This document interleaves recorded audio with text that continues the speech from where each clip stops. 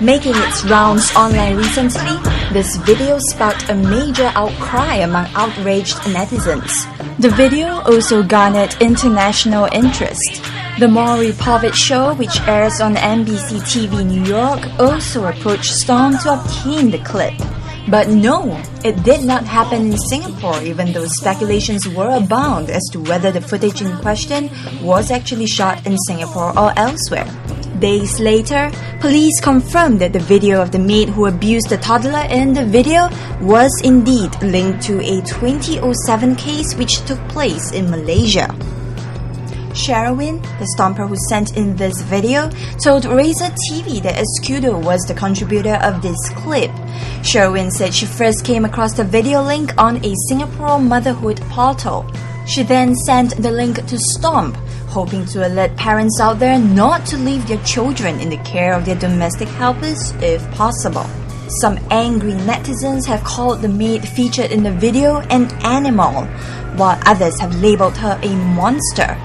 And Josh Kyung strongly believes the maid should have a taste of her own medicine. But even though the police has stepped forward to say that the incident did not actually take place in Singapore, the video still highlights the possible pitfalls of hiring domestic helpers and the need to take precautions like installing spy cams to prevent similar incidents from happening.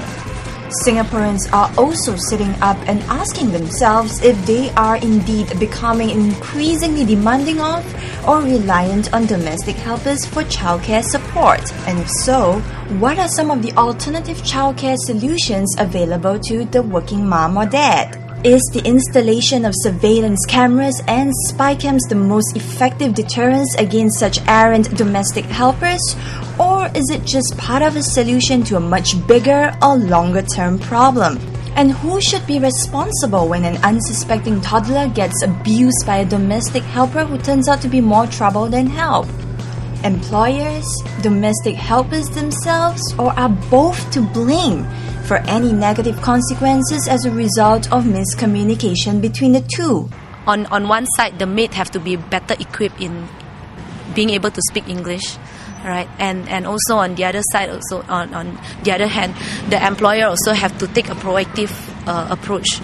Like, maybe if they take an Indonesian maid, for example, like try enrolling in a basic Malay language or Indonesian language course, to be able to put across your instruction easily, because sometimes they speak in Hokkien, they speak in Cantonese to the maid. How can you expect the maid to understand? And then when the maid make mistakes, they get beaten up, they get frustrated. So it's both sides are frustrated. If you're going to hire a maid, you also have to see whether the maid is capable of looking after. If your requirement is to look after children, you have to see for yourself also whether the maid is really have knowledge of taking care of the children. The agency can just say that, okay, this girl can look after toddler, this girl can look after baby care, but you know what is really, whether it's true or not.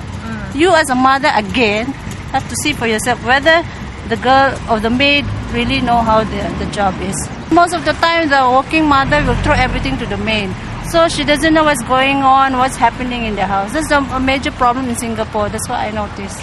In the first place, when they come here, who's doing who conducts a check on them, whether the maid's character, so on and so on. Are maid agencies doing enough to ensure the best possible fit between a domestic helper and her prospective employer? And are there currently any regulations or laws that require aspiring domestic helpers to undergo specific skill training courses before they do get recruited? At the moment, there is no such requirement, except for certain entry tests which the Ministry of Manpower would impose, like the English test and so on.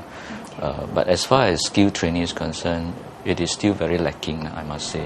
So how else can employers protect themselves and their loved ones when they are not even at home in the first place?